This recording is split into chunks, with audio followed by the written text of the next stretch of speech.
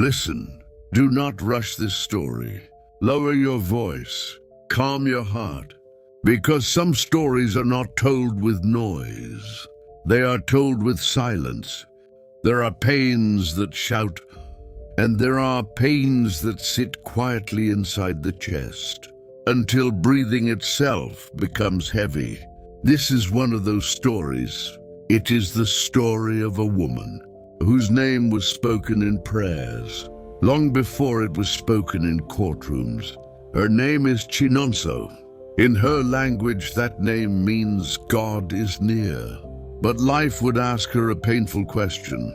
If God is near, why does suffering feel so far away from help? Before betrayal learned her address, before documents arrived like thunder without rain, before her children were counted like properties, there was peace, there was laughter. There was a woman who believed that love once found stayed. Chinonso was born in a Nigerian village where mornings began before the sun fully woke. Roosters announced the day. Women swept the earth with brooms made of patience. Children ran barefoot, laughing without knowing what fear was. She was a tall child, fair-skinned, striking even in simplicity. But what stood out most was not her beauty, it was her stillness. She listened more than she spoke. In the evenings, when the air cooled and the sky turned orange, she sat among elders. They spoke slowly, because wisdom does not hurry. They said, "Life will not ask if you are ready. It will test you anyway." They spoke of endurance, of dignity, of faith that survives storms. Her mother taught her silence when words would cause trouble. Her father taught her strength without cruelty. And Chinonso grew, believing deeply that goodness was enough. She did not know then that goodness often attracts those who want to destroy it. The day Chinonso left Nigeria, her mother held her hands for a long time. No long speeches, just prayers. Because African mothers know that the world outside home does not always love their children. Italy was different. Milano moved fast. People spoke quickly. No one waited. She worked hard. She kept her head low. She carried her accent like a badge of survival. Loneliness became familiar, but she held on. She did not know that destiny was already walking toward her on a train platform. It happened on an ordinary day. A train station in Milano. Crowded, loud. She stood quietly, and then he noticed her. His name was Peruzzi, Italian, tall, well-dressed, confident in a way that felt safe. He spoke first. She smiled politely. Conversation followed. He asked about her culture. She explained patiently. He admired her calm. She trusted his attention. It felt harmless. It felt genuine. And slowly, something like love began to grow. Marriage did not come with fireworks. It came with comfort. A home was built. A life was shared. Children followed. 3 of them. 1 boy, 2 girls. Beautiful children. Half African fire, half European grace. Dinner tables were full of laughter. Photos captured moments that felt eternal. Chinonso became a mother whose world revolved around her children. She cooked, she prayed, she loved deeply. She did not notice when Peruzzi began to withdraw. Distance does not announce itself. It whispers. Something changed. Not suddenly, not loudly, but steadily. Conversation shortened. Affection cooled. Silence replaced warmth. Chinonso blamed herself. African women are taught to fix what is breaking. She prayed more. She tried harder. She did not know that the marriage had already ended. On paper, in secret, while she was still fighting for love, the law had already written a different ending. The day the papers arrived, there was no warning, no argument, no shouting, no last conversation, just an envelope. White, official, heavy. The post person handed it to Chinonso. With the same neutrality one hands a receipt. She signed. She closed the door. She opened the envelope. And in that moment, the ground beneath her shifted. It was a divorce, not a discussion, not a request, a decision already made. Her name was printed neatly. Her marriage summarized in paragraphs. 20 years reduced to ink and stamps. She read it again and again, looking for a mistake. There was none. Peruzzi had divorced her without her consent. Silence filled the room, not the peaceful kind, the kind that presses on the chest until breathing feels like work. Courtrooms do not care about tears. They care about documents. Chinonso stood before the law, with her truth in her heart and fear in her hands. Peruzzi sat across from her, calm, prepared, confident. He had planned this. Custody was discussed. Like business. Who gets what? Who keeps whom? And then the words fell, sharp, final, unforgiving. The children would live with their father. Chinonso would be allowed to see them on selected weekends. Weekends as if motherhood were a schedule, as if love could be timed. She nodded. What else could she do?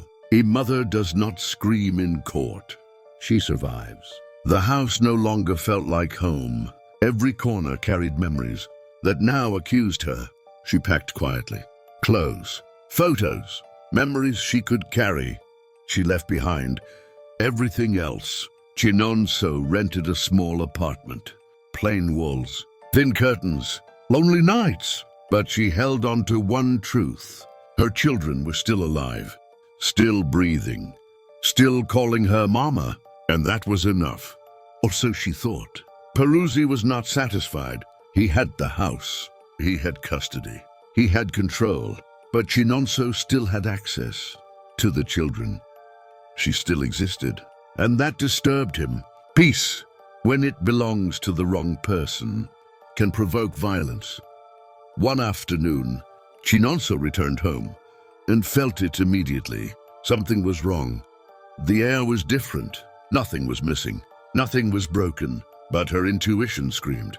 Later that evening, she noticed her food had been tampered with. A strange smell, a taste that did not belong. Poison, not the loud kind, the careful kind. She froze. Fear is quiet when it first arrives. She reported to the police. They listened politely.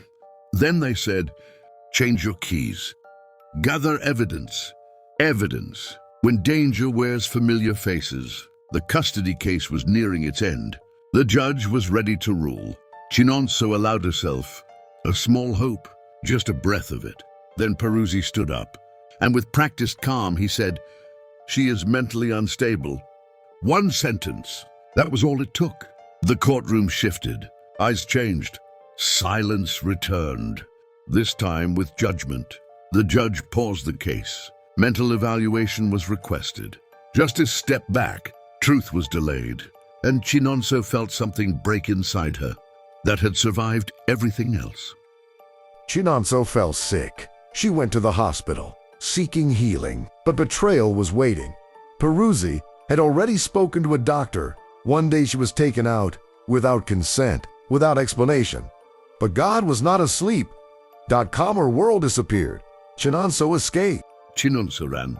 She escaped. But the world had already rewritten her story. She went to authorities, to lawyers, to anyone who could help. And no one could find her records. No identity, no proof she existed. She was alive, but the system treated her as a ghost. Her apartment, her name, her life, erased. A woman who had once built a family, whose laughter filled rooms, was now a stranger in the eyes of law. And her children, they remained just out of reach. Days turned into weeks, weeks into months. Chinonso could not rent a home. She could not open a bank account. She could not sign her own name. She was stranded in her own life. She knocked on doors. She pleaded with officials. She begged lawyers. But bureaucracy is a cold river, and she was drowning in silence. Every morning she woke to the same cold reality. The world would not recognize her. One lawyer did not give up. He tried tirelessly to restore her identity, to bring back the life that had been stolen. But systems are slow, truth is slow, and when lies move fast, even the best intentions are delayed. Chinonso prayed. She believed that God was near, and she clung to that, even when every door was closed. Her children grew without her arms around them. Birthdays passed, with only memories in her mind. Nighttimes became long, empty corridors, where loneliness walked beside her like a shadow. She remembered their laughter, the small hands that once held hers, the way their voices called her name. But distance and deceit had stolen those moments. She whispered prayers into the dark, asking God to protect them, even if she could not. When courts fail, when men conspire, when systems erase you, only God remains. Chinonso learned that the world could take everything, her home, her name, her children. But it could not touch her faith. It could not touch her prayers. It could not silence her hope. She cried out in the night, God, you are near. Please restore what has been stolen. Only you can. Waiting is not weakness. Waiting is endurance. Chinonso waited, not passively, but with quiet strength, with persistent faith, with the knowledge that God's timing is not human. She had been tested in every way a woman can be tested. She had been stripped of dignity, family, and identity. But she had not been stripped of hope, because faith does not die when everything else falls away. Chinonso is alive. She breathes. She moves. She prays. The world may have tried to erase her. The courts may have failed her. Men may have conspired against her. But her story, her truth, cannot be erased. Every scar she carries tells a story. Every tear she shed a witness. Every breath a declaration. I'm here, I exist, I have survived. Her voice, her life, her heart, all of it continues. And though the fight is far from over, she has learned this. Even when justice is slow, even when the world seems absent, faith remains, and it carries her forward. When courts fail, when men take what is not theirs, when systems betray the innocent, only God remains. Chinonso's story is not finished. Her life is still being written. She calls out to the heavens, restore what has been stolen. Protect my children. Let my name live. Because what the devil steals, what the world attempts to destroy, only God can restore. And God has not forgotten Chinonso. Her faith remains unshaken. Her hope remains alive. Her life is a testimony. And you, who are listening, remember this. When everything else fails, faith alone will endure. Because only God can restore what the devil has stolen.